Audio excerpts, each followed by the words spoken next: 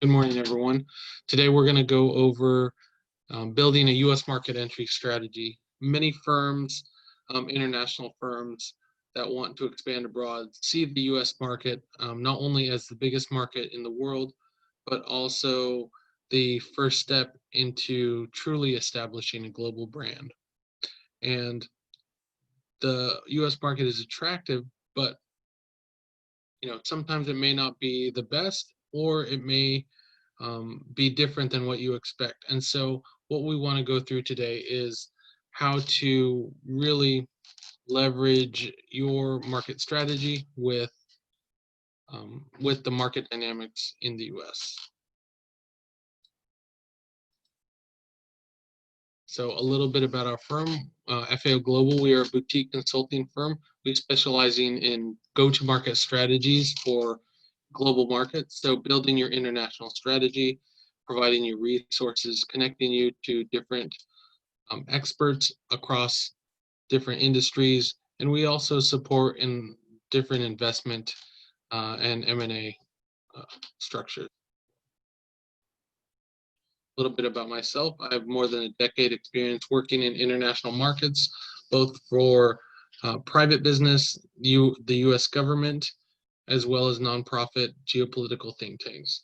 So I bring a background of very mixed background of geopolitics, private business, working overseas, and government work.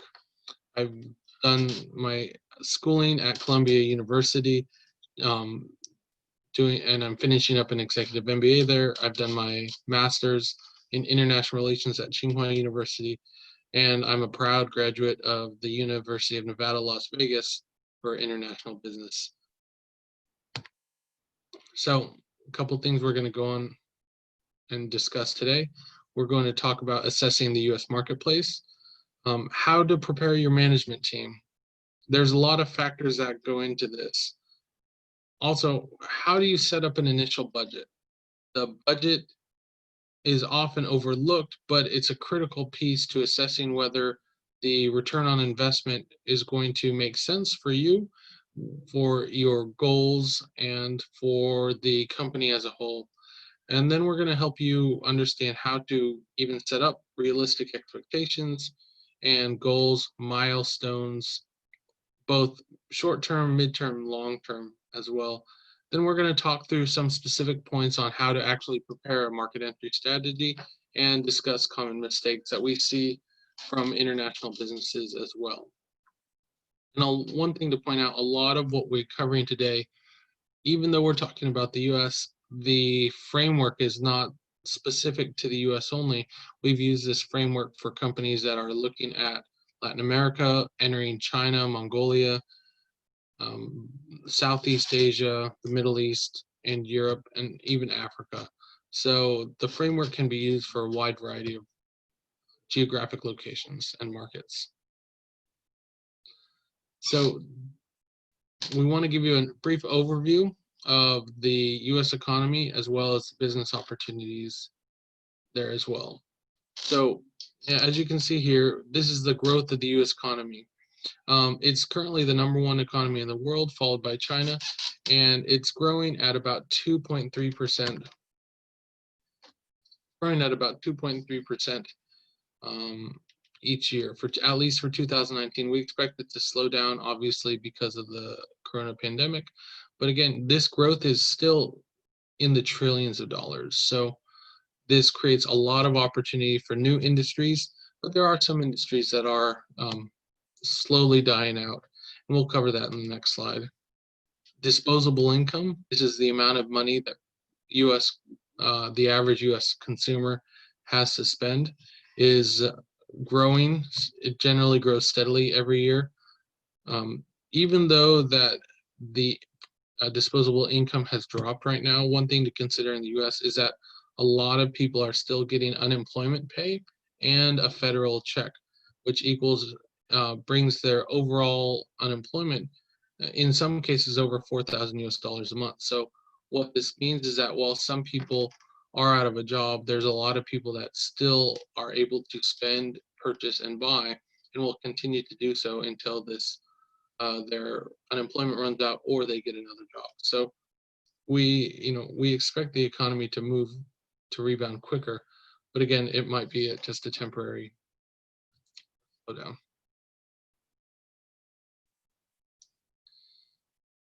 And okay, great. And it's nice to see we're having more people join. Thank you everyone for joining. We just started a few minutes ago. We're going over the U.S. economy.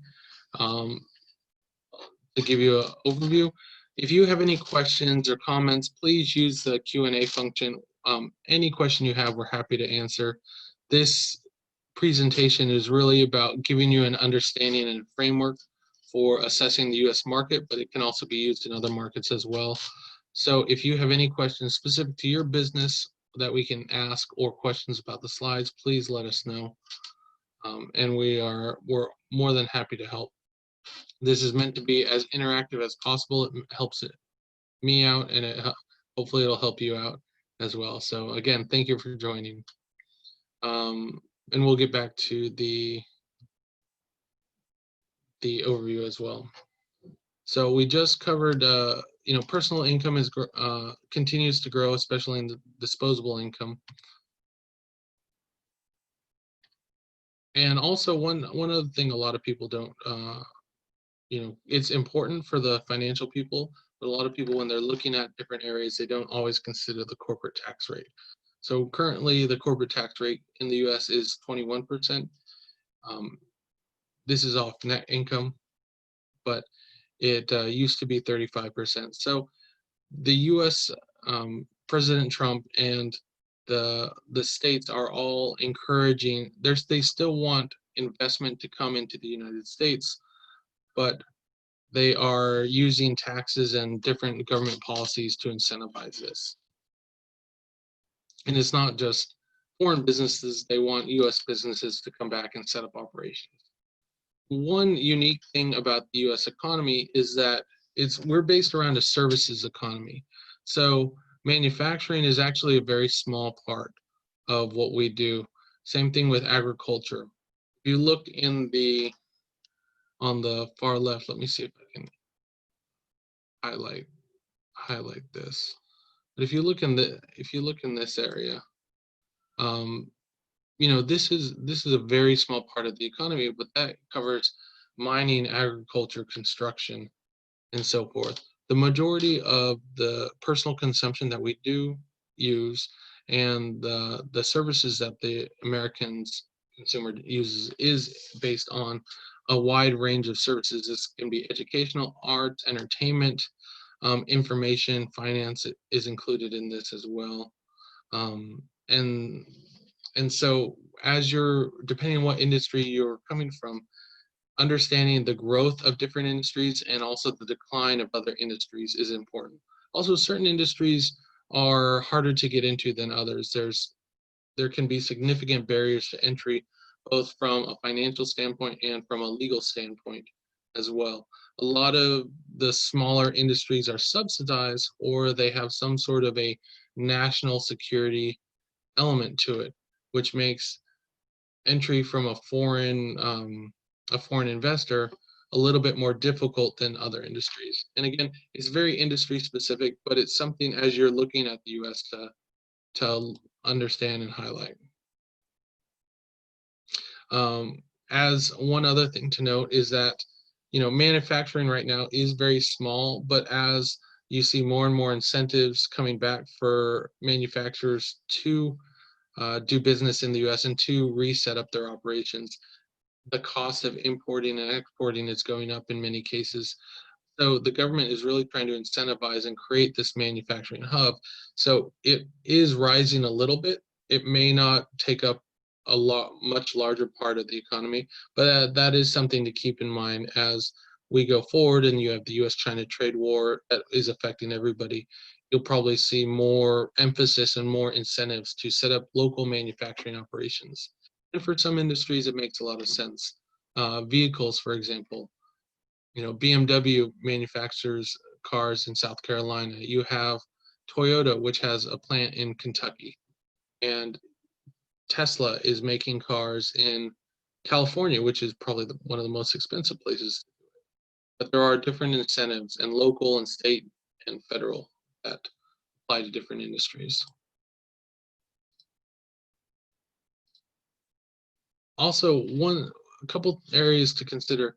Each state has a different opportunity. They have different industries. The more populous states, you'll find different clusters of industries. Silicon Valley, for example, you have lots of money flowing through there that encompasses the San Francisco and Bay Area as well. But there's also new areas coming up. Los Angeles, for example, is becoming a new tech hub as well. You have Texas. You have areas where you have, such as New York, which is finance. You have Greenwich, Connecticut, which tends to be the hedge fund capital of the world. You have Seattle. You have, if you look, different areas have different clusters. Manufacturing, there's a big cluster around the Walmart headquarters. I believe it's in Arkansas. So there are different states and different clusters. So that means that depending on your industry, it may make more sense for you to go into that state because of the resources around your industry. It's not just you have your competitors there, but you have the ecosystem, the suppliers, the distributors, the partners, the lawyers. They all understand these industries, and that's why you tend to see clusters as well.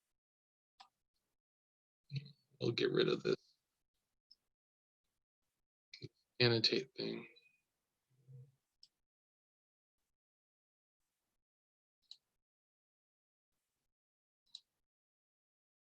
Sorry about that. All right, one other aspect, to consider is the population of the U.S., where the genders, it's pretty much 50-50. I believe there's a little bit more females than there are males in the U.S., but overall, as you can see, there's visually not that much difference. A couple things to consider though. Millennials are becoming the biggest buying group right now. You're looking at between 20 and 40, where you have this big population group that is gradually starting to spend more and more. And then you have baby boomers, those in their 50s to late 60s. And so as you're defining what your brand is and your goals and how you're going to market, who you're going to partner with, understand the population, and especially the population in different states is really important to, really clarifying these different strategies. Another thing to consider, and I highlighted it on the previous slide, is that different states have different populations. And what this means is that you're going to have different ways of buying, you're going to have different ways of marketing to them. New York, for example, is one of the most populous cities, but it's not the most populous state. That's in California, and Texas as well, Florida. And so all of these, there's going to be different consumer cultures. The way of doing business is slightly different. For example, business casual on the West Coast, which is where I'm from, it can be a polo and a pair of jeans, versus business casual in New York, which is a full suit just without a jacket and a tie, which is what I'm wearing right now. So it's important to understand that how the different states and how the population density does impact the different industries that are there. Also, when you're considering your marketing campaigns as well, if you put a budget for the entire US, if you look at the US, there's a lot of states with less than 3 million people in it. So your marketing budget may not stretch out that far, or you may be focusing your money on areas that is probably not going to have as much of an impact as it would be in a concentrated area. But again, it's always going to be industry specific as well. And consider this. This is happening globally, but in 2019, you're going to have 80 to a little bit more than 82% that are going to be considered an urban population. So not living in the countryside, not living in small towns. They're going to be, you know, more in the city or in population centers. So that is already changing the way we do things. You know, Uber wouldn't exist if it wasn't for these dense population centers. And I know that seems very straightforward, but as you're building in your market entry strategy and really trying to understand the consumers and the businesses that you're targeting, um, this is going to have an impact, especially when you consider that things take time, and you're not looking at now, you're looking at a couple years from now, 6 months from now, 2 years, 5 years from now, when you're planning out this strategy, because this doesn't happen overnight. This is very much a long-term proposition. So a couple things, you know, these are some things that I think to highlight.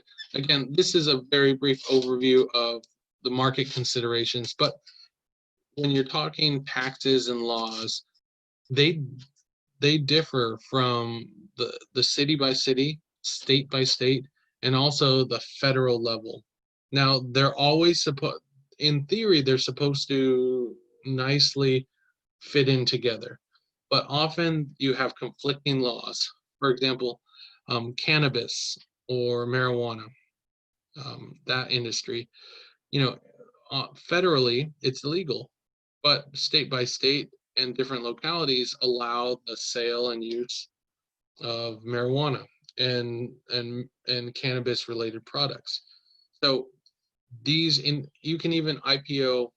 There's a lot of public companies that offer this type of service or product, but that also conflicts because even though you may be allowed to sell it in a state, it may still be illegal federally. So you run that risk of being in trouble with one part of the law but not the other.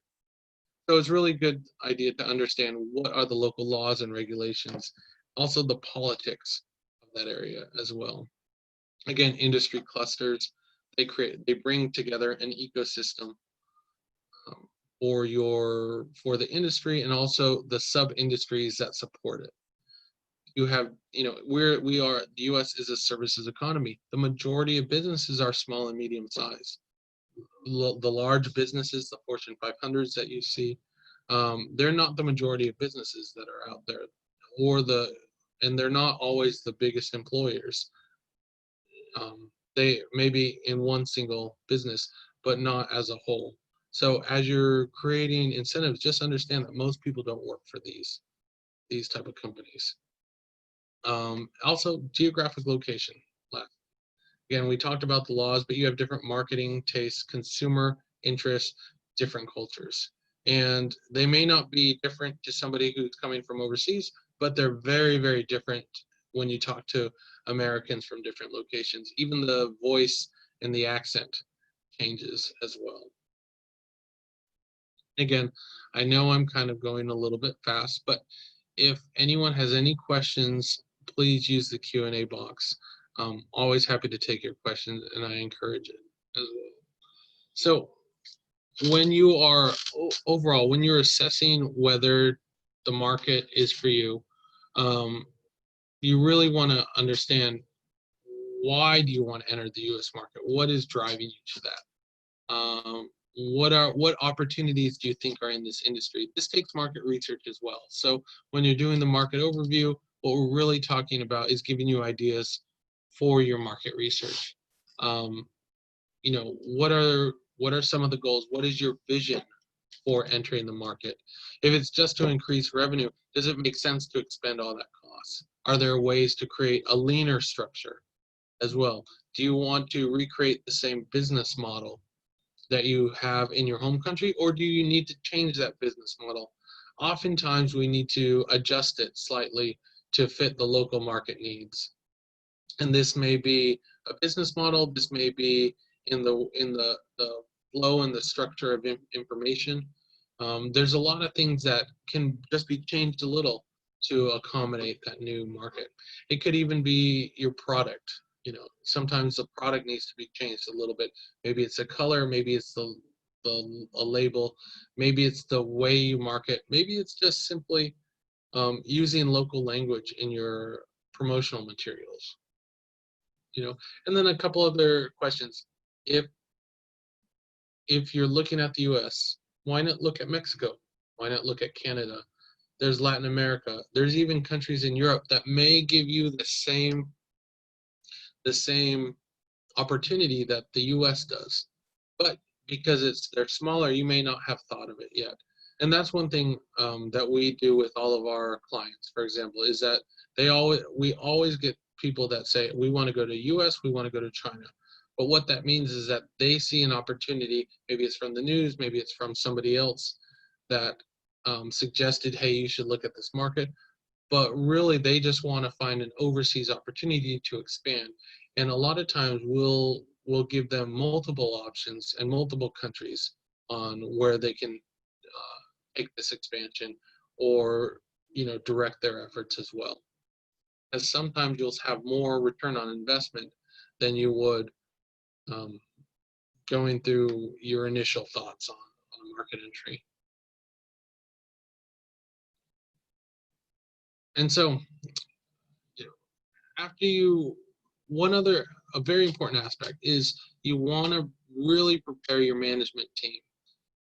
This is probably one of the most critical parts, because beyond importing and exporting, which is pretty straightforward, if you're going to have a real presence in that market, you're going to want to have a team in place. You're going to want to choose the right people. You're going to want to choose the right structure. You're going to want to make sure that if you have multiple management teams, one overseas, one in the US, that they are able to communicate together. So first, you want to choose the right people. What does this mean? It means choosing people that have emotional intelligence, that can execute or perform without a lot of guidance, because they're going to run into situations every day that are different than what they expected. So a lot of times they're going to have to think on their feet. You want somebody that can take a lot of responsibility and they don't need your input. So essentially, the more decentralized that you can make this process, at least for your team that is going abroad, this will help them. And again, giving them that responsibility and authority to make decisions. Now, people is important because you also need somebody that can communicate clearly what they're seeing on the ground with what's going on, in your home country. We've been talking with companies in China for quite some time, and when we're talking about the U.S., one thing that comes up is that you'll have one or two people that are talking with us to really build out their plan. But a lot of times we see that person doesn't have as strong of relationship with their boss that is ultimately going to be the decider. So some things that we help, we almost coach them through how to present an idea or a strategy in a way that will get your boss or the decision maker to sign off. So having the right people is always important. But even thinking simpler, when you're creating a management team, especially someone that can go abroad, who is going to be the main point of contact? If you start meeting going abroad, meeting foreign businesses or businesses in the US, meeting customers, who are they going to contact? You have someone on your team that speaks English. You have someone on your team that really understands the culture. Do you know if there's a question? Can they respond to that? Do you have a way to respond to that? Do you have if you're in Europe and you're trying to enter the US, do you have a way for them to give you a call to a US phone number? Most of the time, people aren't going to want to call a foreign phone number. It's not that it's difficult, it's just most US people don't know how to do that, or they've never had to do that. So your goal is to really identify the person or the structure that is going to allow that contact to happen seamlessly as well. consider how big of a team will you have. This is important. When, let's say you want to sell t-shirts in Los Angeles. Do you need a normal staff? Do you need a secretary? Do you need or an assistant? Do you need a marketing person? Do you need a sales team? Do you need a lot of overhead? Or can you work with a lean structure and leverage resources from your team abroad? Depending on the local laws and regulation, and then also how do you say, the demand from your U.S. Side, this is going to dictate how big a team you need, but it's smart to plan it from the get-go. If you think that you can operate off a 2 or 3 person team and then outsource the rest, that might be the better option. Or depending on what you need, it might make more sense for you to send your own team or hire locally as well. We always recommend having at least some local presence, because they're going to understand the market, they're going to understand how to navigate through it as well. And not just how big do you plan, but how, really assess how big of a team do you really need. There's a lot of things, with the US as well. You have different laws on hiring. You have different labor laws, employment laws. You have minimum wage, which varies from city to city and state by state. So have you incorporated that into your budget? Maybe you want to only send your team from your home country, but even though that may be cheaper in the long run because you're paying your local salary, does that hurt you? Does that set you back? Rather than hiring a local team to do it as well. So a lot of things people don't think through until they deal with it, and by that time they're already millions and millions of dollars behind. So thinking of this now, even if you decide to go with your first plan, it's important to consider. Also, consider the structures as well. You have joint ventures, you have franchise models, you have licensing models, you have subsidiary models as well. You have establishing a whole new entity, and there's different pros and cons for all of these. For joint venture, for example, you have shared investment, shared risks, but you also want to make sure that you understand your partners as well. It's not in the U.S. We deal with business relationships a lot of times through contract, but you still need to have trust.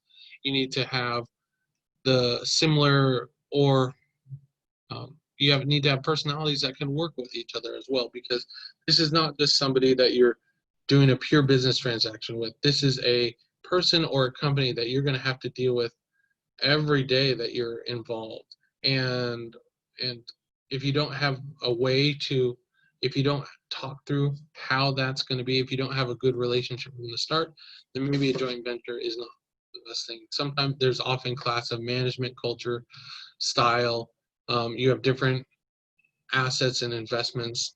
And at the end of the day, it's got to be a mix of trust, contract, incentives as well. You have the franchise model, for example. Some people like this. It's generally fast, easy, but do you think that a U.S. person or a U.S. company would do it? Maybe, maybe not. It's a little bit, you still want to have, there's still quite a bit of legal work that you need to have figured out when you're doing a franchise model as well. Same thing with licensing. It can lead you to minimal cost, but it also limits your revenue. If you have broader plans for your brand or your company, maybe licensing 100% isn't the best deal. Maybe you need a mix of both. So understanding the structure, taking the right people and putting it in that structure, that's all going to make a big difference. And then you have different you can create a subsidiary. The parent company can share resources, they can provide vision and guidance, but this is also the more financially demanding. So depending on your goals and needs, each one of these may be a different may have more benefits or more negatives, but it's all part of the process to really assess which model is going to be the one that you choose. So when you're talking management, management abroad and then management in the US, how is that information going to flow? Who are the decision makers? How long does it take to make a decision? And what are the responsibilities? Um, if you don't have a good reporting structure in place, then a lot of times there'll be information gaps, and this is where inefficiencies start to occur. This is where people as individuals start to get frustrated. If I'm a US manager and I'm reporting to my foreign boss or my foreign counterpart, and they're slow to respond, or they don't respond in a time frame that meets my expectations, I'm going to be more frustrated. I may or may not send you the information that you need in a timely manner. And it's same to you. You may become frustrated at me. You may have different expectations for your US counterpart. So making sure that the flow of information is good, the reporting structures are good, and they work, and people and both sides agree to it is very critical. This also leads into the corporate culture.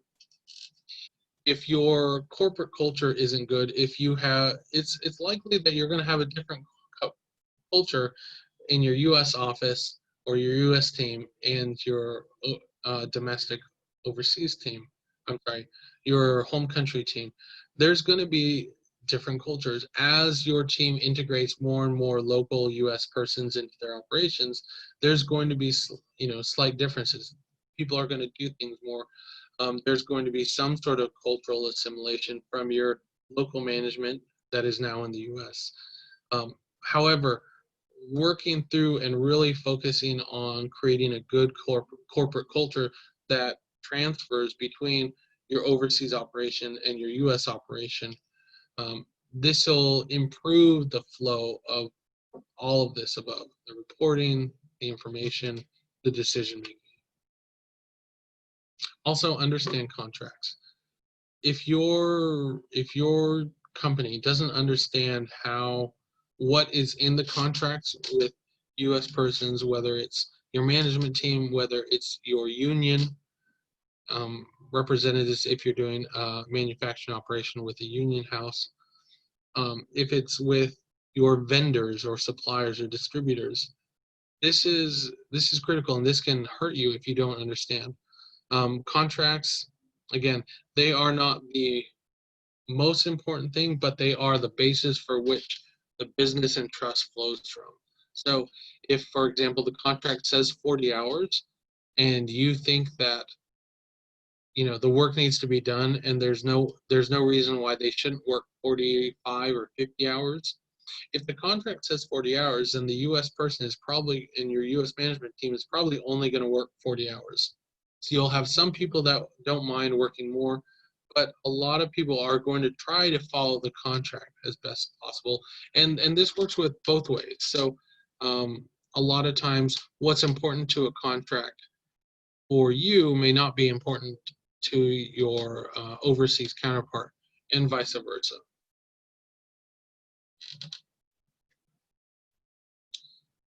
And the last thing, how do you manage U.S. managers? Um, you know, it's not just having the right team in place from your home country, but it's how to hire the right U.S. managers that fit within your current company culture, and the and that will be also successful in the U.S. And it takes somebody, again, that is dynamic, that can navigate and communicate between both parties. But understanding and having a good relationship with your U.S. managers is going to be critical, because, again, when you're sleeping, they're going to be working, and there's going to be decisions that are going to have to be made. So being on the same page is important. The last part, when you're talking your team in the U.S., at a minimum, you want to have a local representative or some sort of point of contact. Again, you want to make it as easy as possible for whether your business clients or your consumers to to contact you, to ask you questions, to share concerns, to complain sometimes. You want to have that open lines of communication. I can't tell you how frustrating it is if I'm buying something, for example, or I wanted, or somebody has reached out to do business and I can't get a hold of them, or their phone number on their website is old and it doesn't work, or no one picks up, or I have to send an email and then I have to wait 72 hours to maybe get a reply. This happens all the time, but it also impacts how much people want to do business with you. Next thing for the US, you always want to have a lawyer.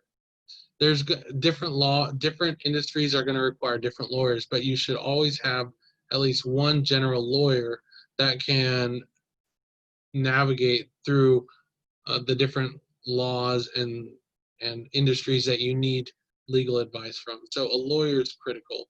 They can introduce you to other lawyers. They can help you draft contracts. They can provide you that legal guidance so that you don't accidentally make a mistake and increase liability for yourself and your stakeholders as well. And then you want to have an accountant. Again, tax rules are different between different states, different areas. You have, especially when you're talking about the flow of money abroad as well. So having a local accountant and a local lawyer, local representative at a minimum is what you want to start out with. And again, this is something you budget for as well. So again, if you have any questions over this, happy to answer. Even if it's specific to you, what you're doing right now, please let me know.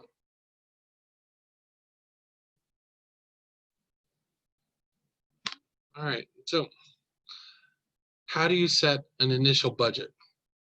So obviously you can do a lot through market research.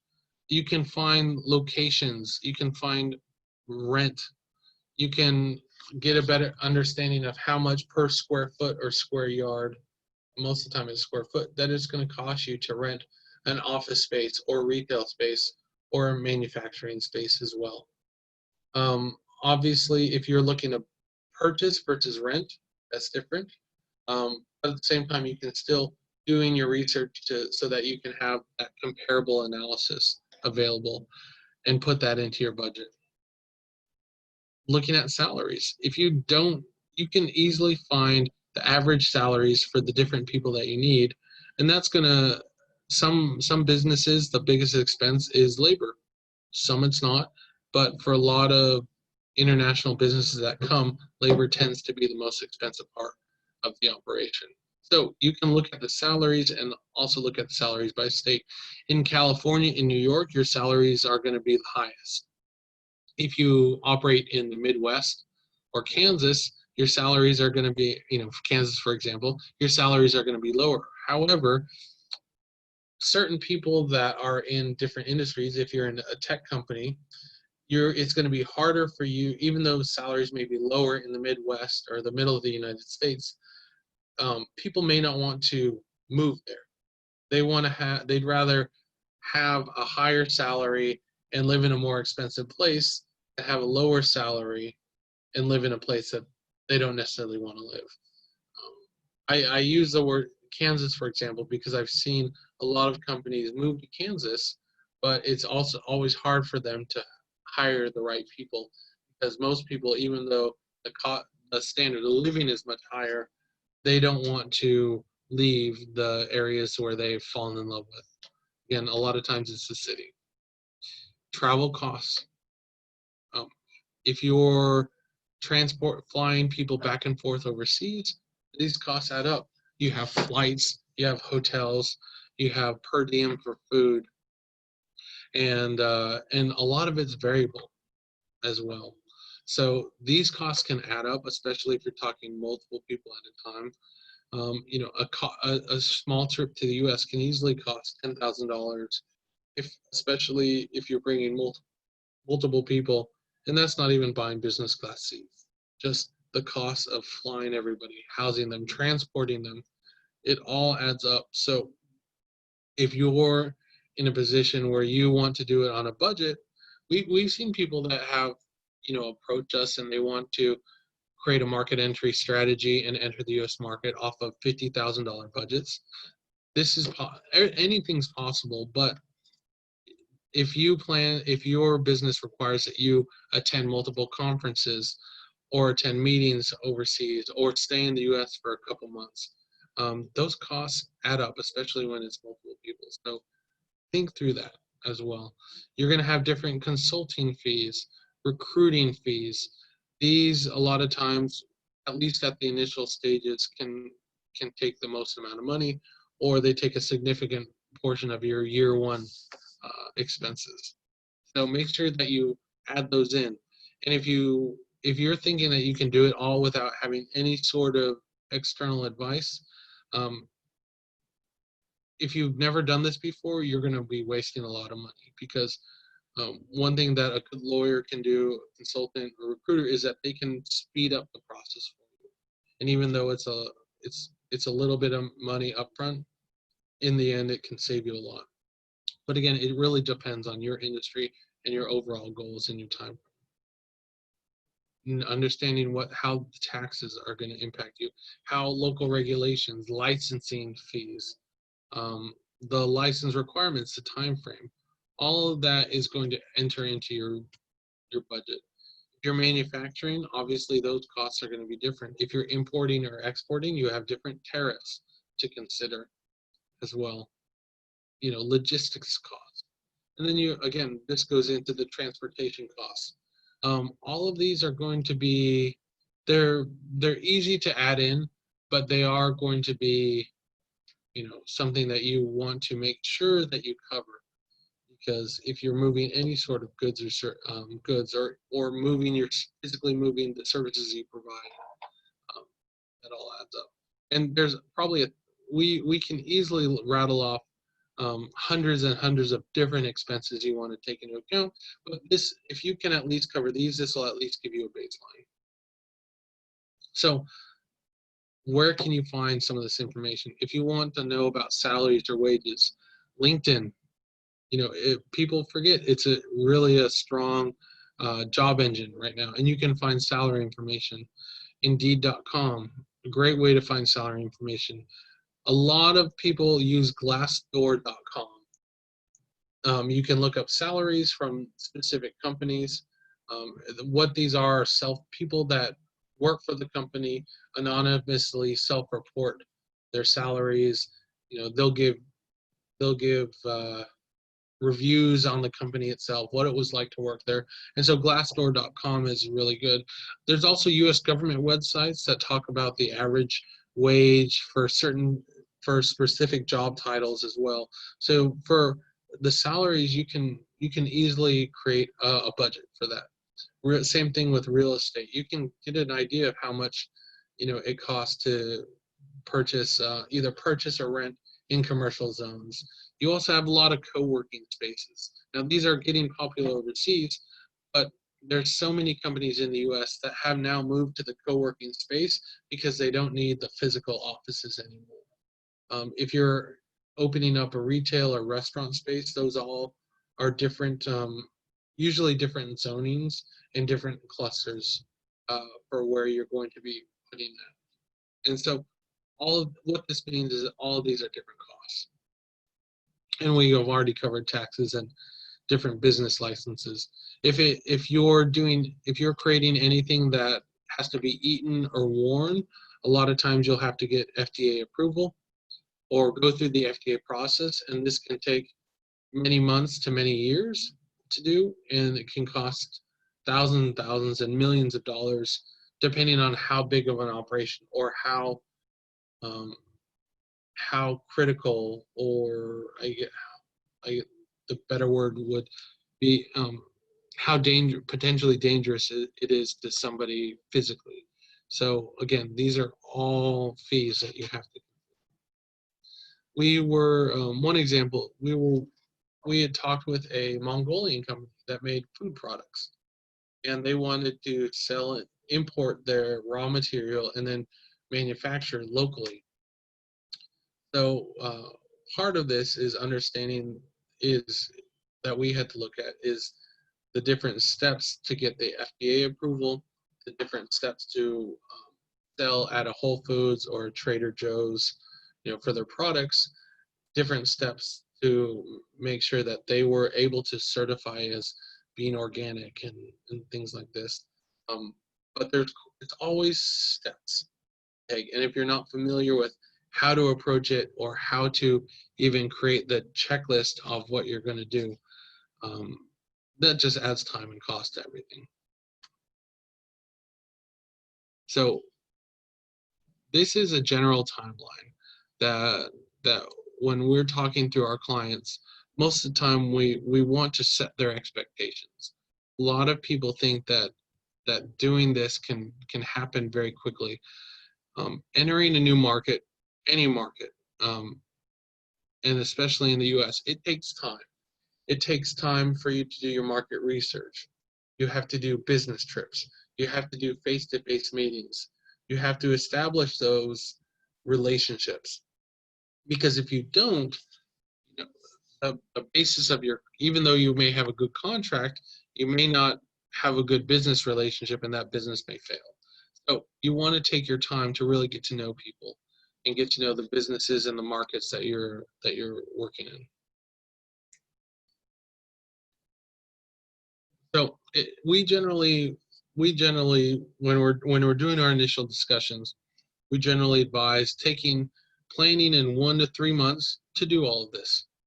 And then before you even start your real preparation, you want to make sure that you've done that baseline research. Once you're ready to do preparing, once you have the information, you want to start preparing your strategy. You want to identify the different market entry points. We're going to enter this market. We're going to enter the New York market. By 2021, we're going to expand to the Northeast region, and then we're going to establish, an office in Philadelphia and an office in New York. Something like this. If you are a distributor, we're going to create a distribution relationship in the West Coast, the Midwest, and then the East Coast. So wherever your market entry points are, these are the top 3 to 5, I would say in the military, we would always say lines of effort, but these are the couple lines of effort that you want to put your resources to when you're establishing these market entry points. At this point, you want to probably start your legal formation. This means taking on a local lawyer, starting to register the business, getting those contracts made. During this time, because you can do a lot of things at one time, during this time, you're also going to be assembling your team. Who is going to actually lead the efforts? And then the easiest thing to do, and I recommend this from day one, establish a digital presence. To create a US-based website is not expensive. It's very, very cheap to do.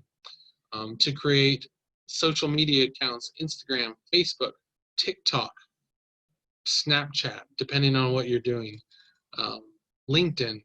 This all can be set up in a week, and this is the cheapest and easiest thing to do. It doesn't take more than once it's set up, it doesn't take more than a few hours a day to continue to service it, or less. And so establishing a digital presence is one of the best ways to start your market entry. No matter what company you're doing, almost every time when you meet somebody, they're going to search your company on social media or on the web. And if you don't have a clear and easy to understand English website that is written in native English, it's going to make your company look less professional. And then months 6 to 12 or 6 to 18, 6 to 24, that's when you're really finalizing these partnerships, you're signing contracts, you're starting your business development or marketing. If you're establishing an office or an entity, you're doing that during this phase. And again, depending on what you're doing, remember, different industries are different timelines. If you're an automotive company, that's going to take many, many years before you actually move from the establishment to importing. because you have to go through all the safety checks. You have to go through all the testing. Same thing with food or drugs. These can take longer. But if you're selling a service, a consulting, if you're buying a company, a lot of these are on shorter time frames, can be shorter time. And I said buying a company, but that process can also be about a year as well. Um, but yeah, so again, the takeaway is that you know it's not an immediate thing. You can start doing things now today to work towards that, but if you're rushing things, you're going to miss a lot, and then your market entry plan and your market entry is going to end up costing you more than it could have if you had prepared from the start.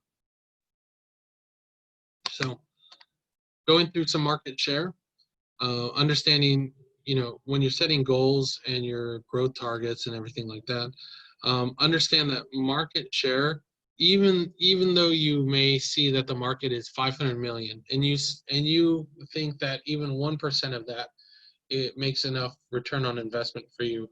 Um, Setting realistic targets for how quickly you'll capture market share is important. Sales take time. If you think that you're going to enter the market and automatically start selling, especially if there's a lot of competitors, it's probably unrealistic. If you're one of the only competitors in the market, then you're probably going to capture market share quicker. Remember that U.S. companies want to deal with U.S. based companies. It doesn't need to be a U.S. company, but for example, if I have to buy a car from Toyota and I have to wait for it to ship from Japan, I'm probably not going to buy it. And same thing, if you're buying a consumer good, a t-shirt, a phone, a chair, and it has to be shipped from overseas, or when I visit your website, it looks like it's going to be, I'm giving my money to an overseas company, I'm going to be more reluctant to buy if I've never seen this before. So that's why it's important to have at least a U.S. presence, even if it's digitally, so that way that the U.S. consumer feels more comfortable. But that's also going to impact how quickly you capture market share. Again, you should be focusing on doing marketing and PR for this as well. That can be done immediately. You don't have to wait. You can start strategic marketing. Maybe you're not selling yet, but you can start to introduce your product to the local markets. And this helps captures market share when you do start selling. And also, when you're talking in the US, a lot of times people sell quicker than they thought. So if you enter the US and you want to, sell little things here and there to test the market, sometimes you're thinking too small. So you want to make sure that you are ready to meet demand quickly if you do get it. And again, I always stress, use local resources, leverage experts.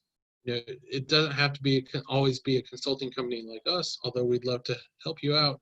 But using somebody who is an expert in the industry or the region is critical, because they're going to tell you how to improve what you're doing, how to work around your competitors, and how to do something unique and different that will capture the attention of your target market. And make sure you have the proper resources to actually enter. A lot of times, often companies have a plan, they want to execute it, but they never really do an internal assessment of what it takes to enter the market. And so to that, speaking of, an internal assessment, this is just a brief list of things that we look at. We have over 200 points that we look at when we're creating a market entry strategy, but you always want to look at your company first. And it seems the reason we do this is because it's not that you don't understand your company, it's that your management team as a whole may not have the same understanding. They may not understand, what are the company's strengths and weaknesses. They may not understand what the company's thinking is, the logic behind this decision. the different business units or business groups may not have the correct linkages to really, execute on this. If your marketing department doesn't have a strong relationship with your manufacturing department, with your sales department, then you're going to have different gaps in information, which is going to impact your strategy and your ability to execute. You always want to have a strong mission statement. This is something that is clear to your management and the people that are actually implementing it. You want to have your priorities very clearly laid out. You also want to make sure that your executive team understands the value, they understand the vulnerabilities of the project and also your company, and also you want to make sure that your finances are prepared. And again, we have tons of examples of this as well. Looking through there, and so this is internal look is always the first thing you do when looking at entering abroad.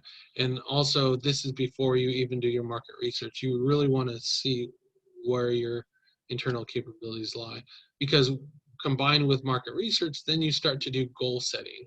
You want to establish clear and measurable goals.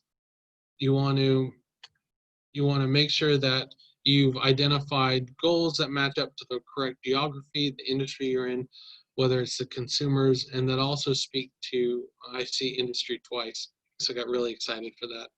But you want to make sure that you have these short, midterm, and long-term goals established, whether they're goals, you can call them milestones. You also want to make sure that you're preparing for a best case, a worst case, and a baseline scenario. Because if you don't think through these and one of them actually happens, then your management team is not going to be able to react accordingly. And everything always changes once you actually start this. But thinking through this first is going to save you a lot of time and headaches. And it's also going to allow you to better allocate your resources, personnel, financial.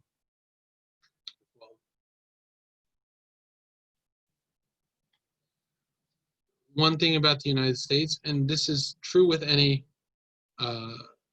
place, but the United States, I realize I wrote that wrong, but you have the Committee on Foreign Investment in the United States, and most recently, this is called CFIUS, but it was also updated by FIRMA, which is the Foreign Investment and Modernization Act. So it gave CFIUS more powers, and it essentially regulates foreign investment in the United States. So if you're a foreign investor and you invest into a company, or you take a majority share or a minority share, the U.S. government essentially can review it and decide if that has a national security concern. Most recently, the U.S. government is looking into TikTok because it was purchased from a Chinese company, and they're concerned about the data privacy location services of this app for U.S. citizens. So right now they're looking to see if that, even though the transaction has already happened, the U.S. government is assessing whether that is a threat to national security in a very, very broad sense. Again, this is impacted by how good geopolitics are with with China right now, but it also impacts how, if you're in Europe and and your country has a bad relationship with the U.S., then a lot of times the politics are going to filter in how the laws are executed or how they're enforced. But it's important to understand the process to make laws. Not what you see on TV is not always a law. Even though President Trump says something, it may not be legally enforceable. So before you decide to do something based on the news, you should really look at what the law actually says, because you can do quite a lot in the U.S. It's still very much open for business, even if the news sometimes, for certain industries or certain regions, it makes it seem like it's not. By understanding the different rules and governing bodies that are associated with it, important. Also, Washington, D.C., you have a lot of industries that do government affairs. They influence policy. A lot of times, this is important if you're a very, very big company. If you're a very big company, that means that you're going to employ a lot of people. That means that you're going to have a lot of political clout, even if you don't think you do, because you employ people, people are voters. And so voters influence policy. And so understanding how your industry or your project impacts local, state, and federal governments is important. And also be part of these associations. It gives you a lot of influence and insight into your industry as a whole. Again, you have different regulations when you're talking about capital markets or private markets as well. And then understanding if your relationship with your home country, if you're in China, if you're in Mongolia, if you're in Brazil, how does that relationship, your government to government relationship, impact your business? Sometimes it does, sometimes it doesn't. And then again, are you at the size where you need a government affairs team based in the capital of your state or in the capital in the US, in Washington, D.C.? Sometimes yes, sometimes no. It really depends on what industry you're in and how much you're impacted by regulation. So to really quickly cover products and pricing, again, if you're planning on importing or exporting or selling a retail product, you want to make sure that, one, the product meets the need, but also make sure that it's competitively priced with the other products on the market. If you're too high or too low, this can create this will impact how people view your brand. You may need to change something about it. It may need to be, maybe you don't sell it for $5. Maybe you sell it for $4.99, $4.89. So different ways to approach pricing. Are you going to be doing wholesale pricing or retail, or is it going to be B2B? Is it going to be e-commerce?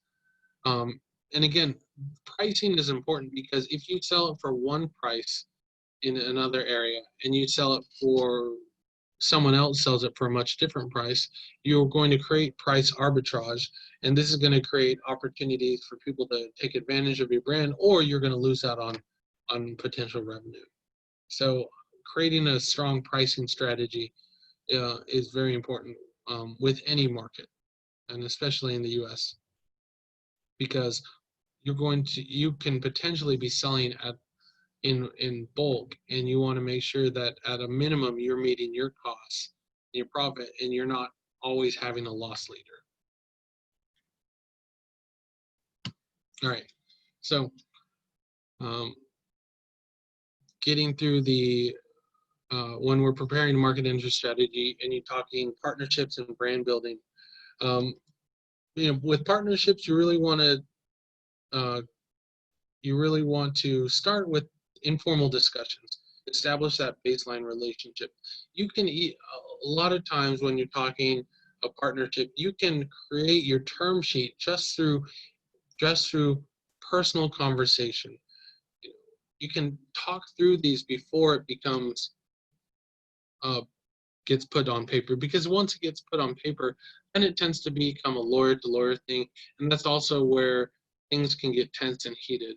So when you're approaching a partner, have an understanding of what your ideal term sheet would look like. What is the ideal relationship? How much are you ideally selling for it?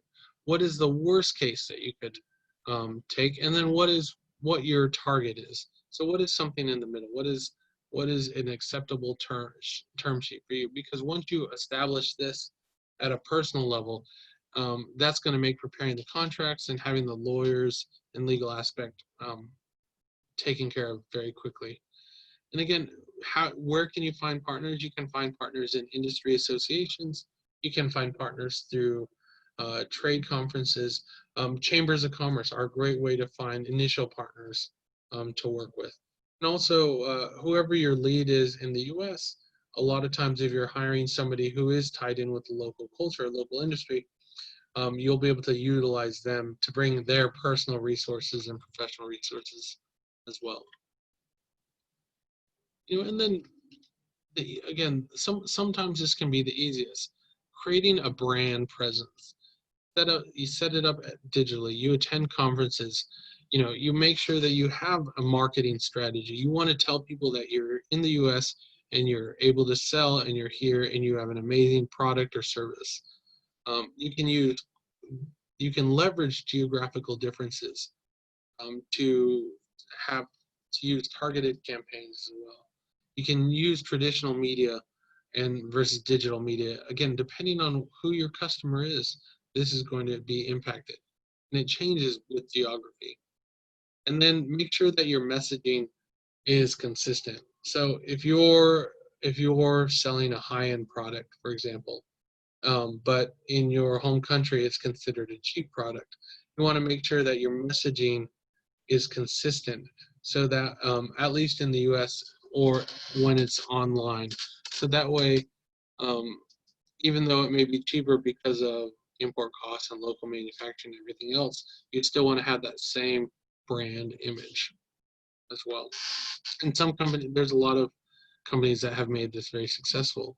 um, I want to say there was a Belgium beer, um, and for some reason it's escaping me. Heineken, I believe. That used to be a very basic beer in, uh, I believe it's Amsterdam, but a basic beer in Europe. But when they entered the U.S. market, they positioned it as a high-end beer and made sure that all the messaging in the U.S. was that it was a high-end exclusive drink, and it actually helped capture. Or I'm sorry, that was Stella Artois. So not Heineken, but Stella. They they positioned it as a high-end brand, and they kept the messaging consistent all over the U.S. So when anyone's ordered it from a bar, it felt like they were ordering something that was more luxurious and unique. Whereas back in Europe, it was still very much an everyday person's. So brand building and consistent messaging can impact and help you, or it can hurt you. So just keep that in mind. So getting on to some common mistakes. I know I'm keeping you here for a little bit, but again, if you have any questions, please put them in the Q&A. But some common mistakes is that companies don't adapt to consumer preferences. This is either in their product or their marketing or the services they provide. They try to bring the exact same business model and way of doing business from their home country into the U.S. market. Now, you don't have to change your whole business model completely, but you should adapt different pieces to meet the local needs. So understanding, again, difference between someone in California versus someone in Oregon, what they're looking for is important. You want to make sure that you have a good business presentation. Is your company being promoted in the right light? Do you have native English on your website? Is your social media consistent? Um, and that all leads into the marketing. Also, being too cautious. So market entry is a long-term goal, but if you are trying to piece it together, small parts at a time, this is actually going to hurt you. So market entry, going anything overseas, it takes a little bit of risk. It's a little bit riskier and it requires daring, but it's doable and it can be achieved. And so understanding that it is a long-term goal, it requires time, money, and resources. And you don't want to underinvest in this, because if you underinvest, then you're just throwing money away. So having the right amount of resources with a good strategy is critical. Don't also common mistake, don't overlook government regulations. A lot of laws and a lot of stipulations and contracts are silly, but if you don't follow them, they can ruin your business. So it's important to understand labor laws, environmental, industry regulations. It's important to follow them and encourage your employees to follow them. And often it's important for the company itself to enforce the law internally before it becomes an actual legal issue internally. So you don't want the government to get involved in your business. And then not hiring local talent is a common mistake. A lot of companies think that they can do it themselves. they don't need to hire local experts. Maybe you have somebody that studied in the US for a couple years and now is back in your home country. This person may understand, but you still doesn't, it doesn't necessarily mean that they are the only person for the job. A lot of times you still need to hire people that are local from that area or from that industry that have been doing it um, their whole life. So hiring local talent is critical. So a couple takeaways. Um, Remember, a good market entry strategy requires an internal assessment and then compare that to the external market. So once you have those two, the internal and external, then you can start creating priorities that fit into your goals, throw it on a timeline, apply resources to it as well. And then lastly, your management team. If your management team doesn't understand the strategy or the purpose or believe in it, you really need to get them to believe in it. So this is where leadership comes in. You need leadership in order to execute your strategy. So this can be someone internal. This can be bringing in an external company to help your management team get on the same page. All that's critical to ensuring that all this work that you put in for your assessment, your planning, your strategy actually gets executed. And then a couple final thoughts. So market entry, there's a lot that goes into it, a lot, but it doesn't have to be challenging. If you systematically go through and use a good framework, you use local advisors, you can take care and mitigate a lot of the risk that comes with overseas entry by just being prepared. A lot of times, this means not rushing it. This means taking your time, talking, having your team do research, going back and forth, asking, "Does this look right?" We looked at the U.S. market for hotels. We want to enter. For example, the Rosewood Hotel. You know, we want to enter a new location in the U.S. Does this make sense? What do we have? And taking your time to really think through this is important. You know, if you're not hiring, if you don't know anyone local, it's okay to hire a advisor or a consultant to help walk you through, you know, establishing this process and getting this framework ready. Because if you're unfamiliar with it, it's easier and quicker and often saves you money by bringing in experts. Again, it really depends on your situation in your industry, but this is something that most companies will bring on. Anytime a U.S. company goes abroad, they're often hiring local consultants to help them walk through the actual structuring and on-ground implementation and planning. So those are some final thoughts. You know, again, there's a lot that goes into this, but with the right framework, you're going to get through it just fine. And we're always happy to help if you have any questions. And that really concludes our presentation today. Again, use the Q&A if you have questions. Happy to stick around and answer it.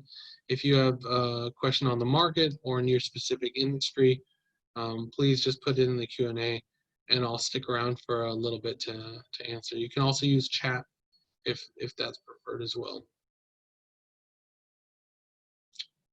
Oh, you're welcome. Appreciate it.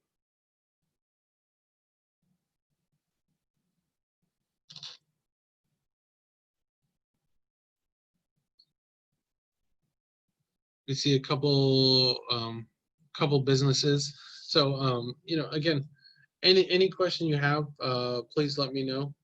You know, happy to talk. You can send you can put it in the Q&A or you can use the chat function as well.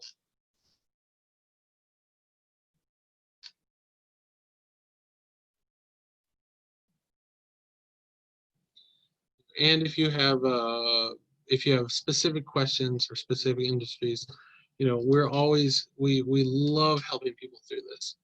Can you access this presentation afterwards? You should be able to with the link. If not, please send us an email. The reason we wanted to use Zoom and and we're recording this is so that way you can watch it afterwards. So if it doesn't work, please let us know, and we'll make sure and give you the link and password.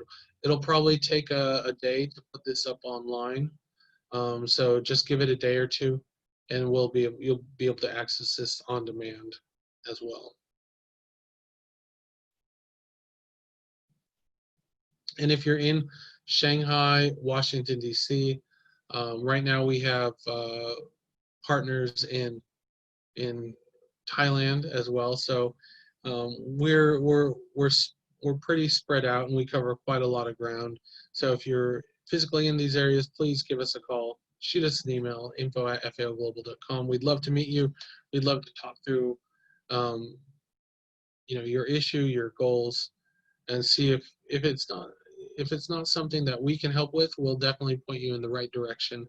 And because our goal is to really bridge the gap between uh, business people of different countries, and that means we're also bridging the gap between different communities. So um, we'd love to help out uh, with what we can.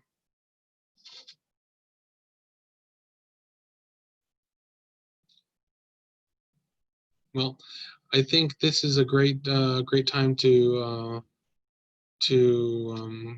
to end. So we really appreciate you taking the time this morning or evening, depending on where you're at, to join us. Happy to answer any questions. Again, shoot us an email, anything. If you think that this was helpful and you want to share it, please feel free to share the link um, as well. Even though it's not live, we'll still make sure that the recording can be shared with people. So we're happy to help. So I'll let you get back to the rest of your day. So good morning or good evening or good night. And we'll look forward to meeting everyone in person at some point, and we'll we'll talk to you soon. All right. Again, thank you very much for taking the time. Take care.